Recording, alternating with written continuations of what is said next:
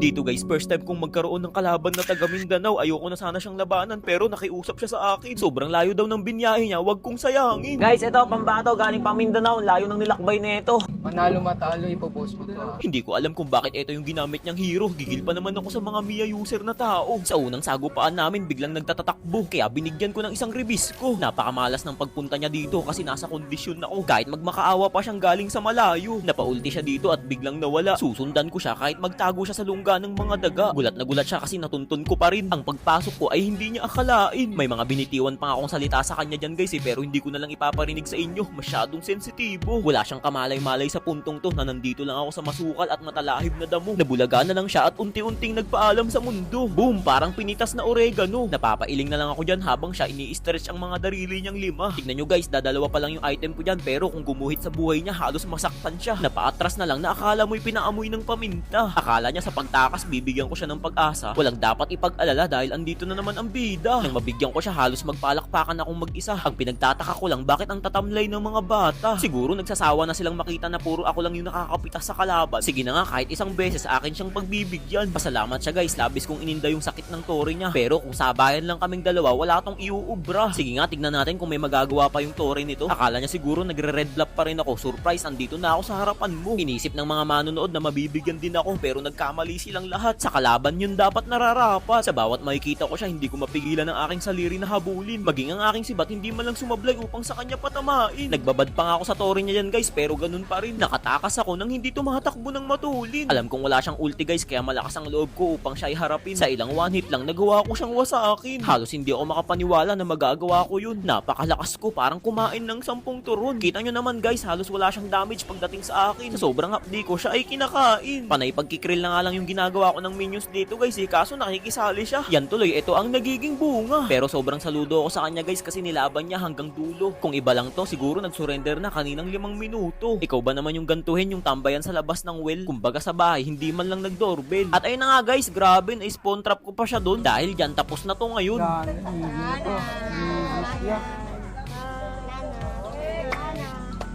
Nice game, nice game. Fingers live na lang. Nice game.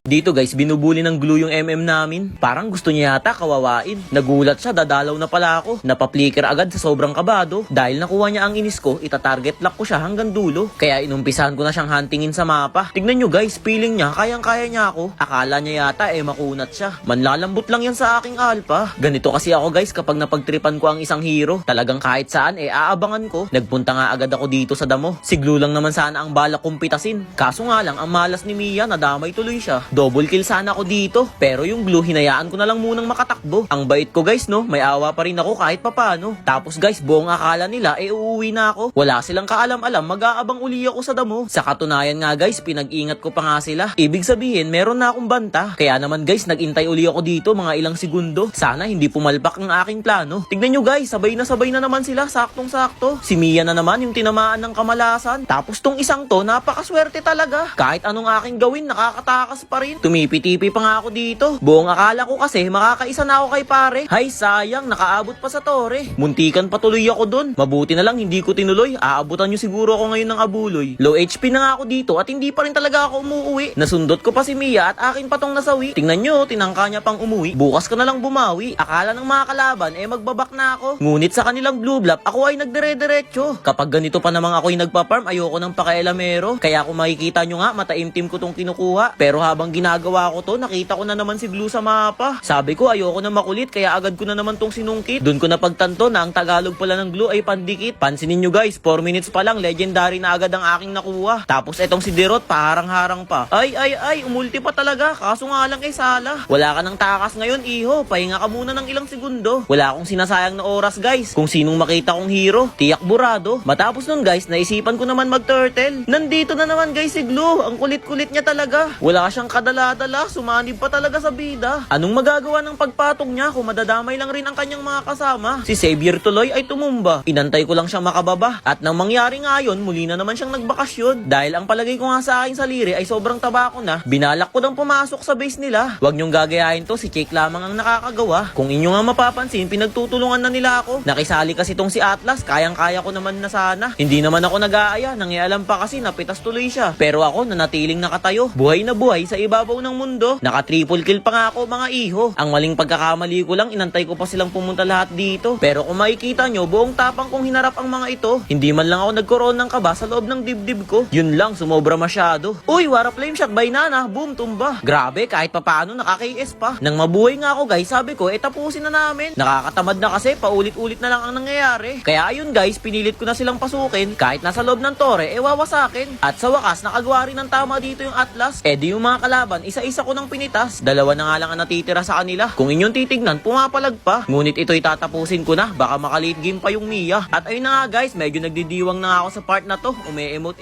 pa nga ang inyong idolo. Si Mia na lang din kasi ang magde-dep dito. Anong gagawin nito? Kung ako yan, nasa loob na lang ako ng base, hindi na ako gagalaw pa. Nadagdagan pa tuloy yung deaths niya. Ayan guys, nakikita nyo na yung item ko ha. Baka kasi sabihin nyo, dinadamutan ko kayo. Kaya nga ako gumagawa ng mga ganitong video para kayo rin ay matuto. Tandaan nyo, hindi ko sasayangin ang mga oras ninyo. Kaalaman lagi ang aking ibabahagi. Guys, napakaraming nagtatanong sa akin bakit daw palagi akong win streak, bakit daw ang bilis kong makabalik sa top global. Kasi nga guys, tingnan nyo naman, puro MVP yung history ko. Hindi ko tulad dati, puro ako lose streak. Kasi nga yung ping ko sobrang bagal, naglalag ako lagi. Hindi ko na alam yung gagawin ko ng mga panahon na yun guys. Buti na lang, natuklasan ko tong exit lag. Ito na rin yung ginagamit nila Bentings guys, nila Nax at iba pang mga content creator guys. Salamat, exit lag. Simula nung ginamit ko to guys, talagang naging smooth bawat laro ko. Tapos ang kagandahan yan, pwede kang lumipat ng ibang server kahit saan mang panig ng mundo. Kita nyo naman, napakaraming iba't ibang bansa ang pwede nyong pagpilian kung saan nyo gustong pagraluan. Pero dahil kamukha ko si Kyrie, hinanap ko kaagad yung Indonesia. Pagpindot ko pa lang, sobrang bilis niya gumana. Ibig sabihin yan guys, pre-na-process niya na para mapunta kayo sa server ng Indonesia. Nang matapos to, naging smooth bigla at yung mga gameplay ko ay naging maganda. Tignan nyo naman yung signal ko guys, hindi na siya umaangat ng 10 ms, talagang stable lang siya sa 5 to 7 ping. Mapapasabi na lang talaga yung mga kakampi mo na ang galing. Try nyo ring i-download tong Exit Lab guys, tapos pag open nyo, buksan nyo agad yung MLBB, tapos try nyo yung mga ginawa ko. Promise, hindi kayong papahiya mga pre. Pwede to sa mga naka-data connection or wifi. Subukan nyo na rin at itry. Para sa mga marksman na iniwan, pakinggan nyo. Yeah. Whoa. Magaling ka daw sa marksman, lahat binabaon. Ba't napunit ka agad nung may nalaman ka ngayon? Hindi mo maintindihan kung bakit nagkakaganon. Ikaw pa mismo ang nadurog, sayang mga panahon. Kakahabol mo sa kanya, bakit siya pa ang pagod? Ikaw na daw hanggang huli, pero ba't may kasunod? Dami na ding tanong, sarang na lang dinadaan. Pinipilit na limutin ang inyong nakaraan. Kung saan ang pinagsamahan ay wala palamat. Kung saan makilala siya'y laking pasasalamat. Kung saan pinangako niyang ikay karapat dapat. Kung saan sa iba kailan may di niya mahahanap. Ang pag-ibig na malabo niya sa'yo ipagkait, para lamang sa huli ay magawang ipagpalit. Matamis niya salita, wala na din kasing pait. Ang pagmamahal ng tunay ay walang kasing sakit.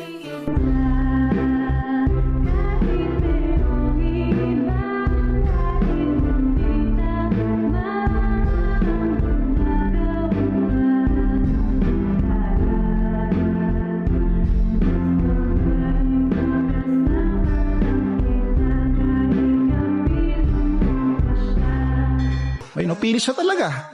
Surrender na. Para sa isa, ba't di so Gagi boys, oh. Wawala eh.